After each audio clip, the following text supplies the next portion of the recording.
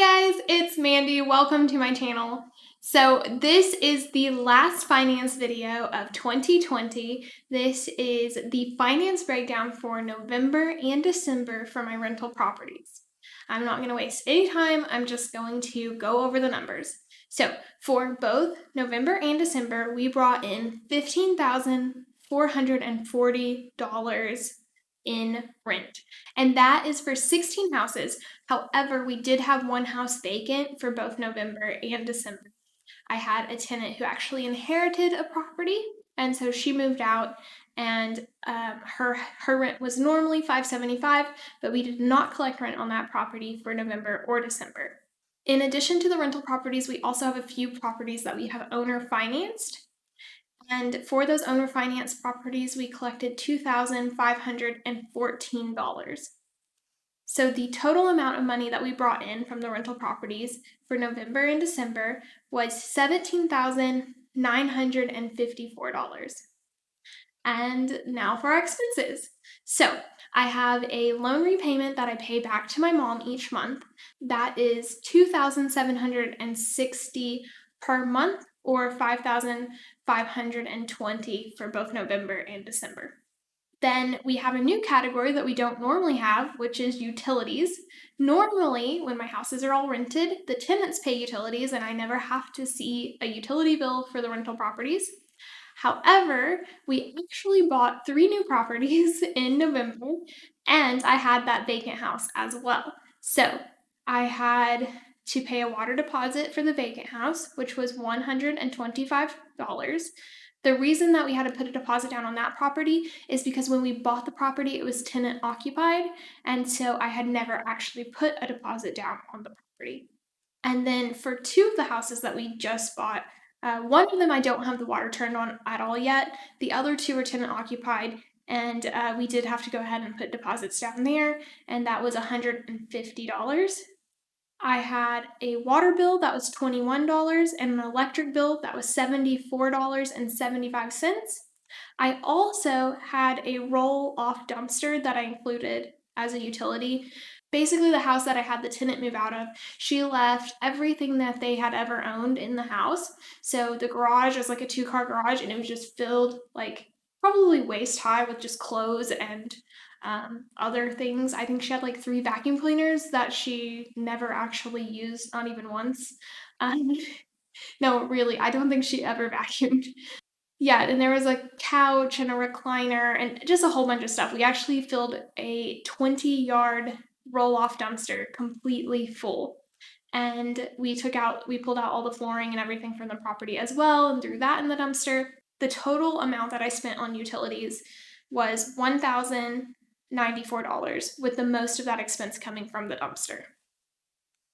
Then I had a septic tank that we had repaired. The septic tank itself had been replaced just a few years ago. It was replaced before I bought the house, and the owner didn't want to go through the expense of also replacing the piping from the tank to the house, even though it really needed to be done and there were some tree roots in it. Lay that full roots. Dug it all back till there wasn't no roots. Put in a new D-box. That line was taking all the water because it was messed up. All new, working as it should. So we went ahead and had that repair done because those tenants wanted to buy the property, and now they actually have. So in January, we entered into an owner financing agreement with them. So now they're the owners of the house, and they're just paying us for the property each month. I don't have to do any more maintenance or any more managing for that property, and the tenants get to own a house. So it's a win-win for both of us. But the repair on that septic tank was $1,200. Then I just had a couple of plumbing issues for November and December. Only 2, which is pretty good for me. I had a toilet that was running, and what I've just started doing on toilets, if we have an issue with a toilet and it is the original toilet for the property, I just have it replaced. I figure it's 50 years old, it's for me reached the end of its life. Let's just go ahead and get it replaced. They'll change out the wax seal. I don't have to worry about that leaking. I know it's cheaper to replace a wax seal than change out the toilet, but those old toilets aren't very efficient. And once they just start having problems, well, let's just replace it. So the cost to replace the toilet was $250, which, guys, that's so cheap. The toilet itself is like $180 plus tax. So I don't even know how my plumber made any money off of that. I mean, he hardly charged anything for labor. So just crazy. But yeah, so 250. And then I had a faucet that started leaking, a bathtub faucet, which I expect to have a lot more of these in my future because these bathtub faucets are all 50 years old now too. They're reaching the end of their life and the washers are all starting to go bad, but they're all really old faucets, so it's hard to repair them. I actually tried to replace the washer in the faucet myself, but the valve stem was broken off in the wall. I could get the hot side off, but the hot side wasn't leaking, it was the cold side. The cartridge, like valve stem, I don't know if you've ever tried to take apart a bathtub faucet, but it was broken off in there. And actually, the plumber couldn't get out either. So it wasn't just me. For that faucet repair, plus they have to go in and cut out the tile to replace the faucet, and then they have to, repair the tile. So for the faucet replacement plus the tile work, that was $373, which that doesn't sound bad, and it's not bad. But I actually had the faucet already, so that doesn't include the material. But I believe that a faucet would have been around like $100 extra on top of that. And then in the house where the tenant left the house that I had go vacant, we replaced the flooring in most of the house. We left the hardwood that was in the kitchen, but we replaced all the carpet and the bathroom flooring and the sunroom flooring as well. And so it would have been a little over 1,000 square feet of flooring. The total for that was $2,332. We mostly replaced with carpet, but in the sunroom and in the bathrooms, we had vinyl sheet put down, and both the vinyl and the carpet were $2 per square foot installed. I had two chimney inspections done.